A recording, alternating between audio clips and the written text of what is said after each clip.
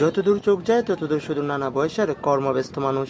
ধান কাটা, মাড়াই, শুকানো ও সেদ্ধ করার কাজে সকাল থেকে সন্ধ্যা পর্যন্ত পরিশ্রম করছেন হাওড়ের কৃষানীরা। কণিকা রানী বর্মন সেই রকমই এক কৃষানী। সংসারে হাল ধরতে পুরুষের সাথে কাঁধে কাঁধ মিলিয়ে মাঠে নামছেন তিনি। ধান কাটা, মাড়াই, বালু তোলা সব কাজই তার দক্ষতা, তবু ন্যায্য মজুরি থেকে বঞ্চিত। ছেলে মেয়ে মানুষ করবার লাগে আইসি অবেমের তারও না, মানে কি চাল ডাল কিনা সব কিছুই কিনা খাওয়া লাগে, একলা পুরুষে পারে না, এই কারণে আমরাও নামছি। চলতি বছর সুনামগঞ্জের 137টি হাওরে বুড়ো ধানের আবাদ হয়েছে 2 লাখ হেক্টরের বেশি জমিতে।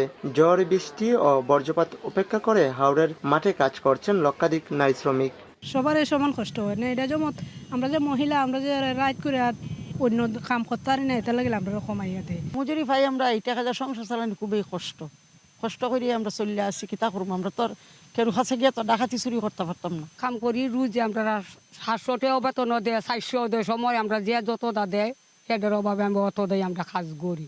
মাঠ পর্যায়ে নারীরা তাদের শ্রমের সঠিক মূল্য পাচ্ছেন না স্বীকার করে মজুরির এই বৈষম্য কমিয়ে আনার আহ্বান সচেতন মহলের।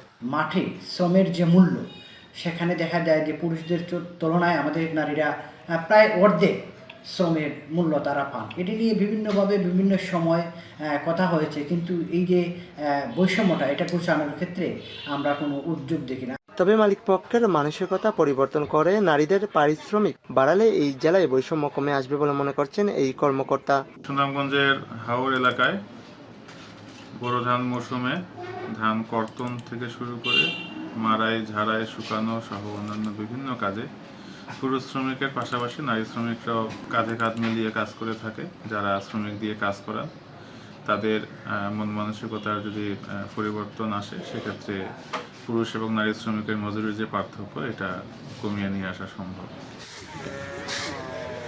ভোরের আলো ফুটার সাথে সাথে এখানকার নারীরা ঘরের কাজ শেষ করে মাঠে নামেন শ্রমিকের কাজে। মূলত নারীকে নারী হিসেবে না দেখে তার কর্ম ও মর্যাদার ভিত্তিতে মূল্যায়ন করা দরকার। মালিকরা মজুরি বৈষম্য দূর করে উদার দৃষ্টিভঙ্গি নিয়ে এগিয়ে এলে এই সমস্যার সমাধান সম্ভব বলে মনে করছেন এখানকার নারী শ্রমিকরা। লিপসন আহমেদ, এখন, সুনামগঞ্জ।